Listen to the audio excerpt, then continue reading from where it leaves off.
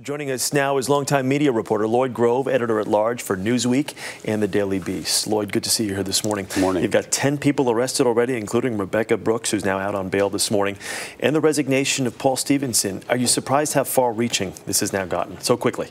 Yeah, of course. It's a huge shock, but who knows what's more to come. Rebekah was at the top of British society. She started out as a secretary, as we reported Newsweek today, and she rose to the top of the newspaper division, and she knew David Cameron. She was friends with every prime minister during her tenure, and now she's part of a criminal investigation. She did run in some very upper echelon circles. There's pictures of her with the Queen, and like you mentioned, with all the prime ministers and all these other officials.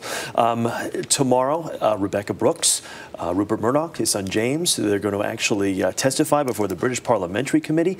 Do they have to be forthcoming? Do they have to? Is this almost like being under oath? Do they have to tell the truth, so to speak? Well, if they don't and people find out that they haven't, then more trouble for News Corp and more trouble for Rupert Murdoch. It's still unclear whether Rebekah will show up, since she is now the target of a police investigation. As far as Rupert Murdoch's media empire, we know what he's got, obviously the entities that he has here in the United States. What does this now do to his reputation? We know the stock price has obviously taken a major hit.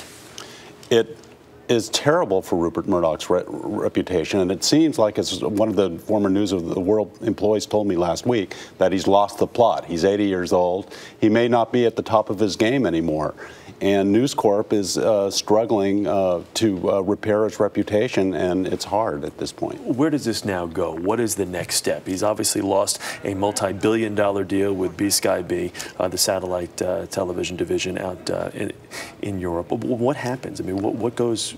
I guess what's the next shoe to drop here? Well, it goes beyond News Corp. I mean, this morning, David Cameron's in South Africa on a state visit, and he's answering questions at press conferences about this, and it's hurting his political standing. So he might be vulnerable as well. And they're going to televise these hearings tomorrow. That is going to be some interesting television. Lloyd, thank you very much. Good to see you this morning.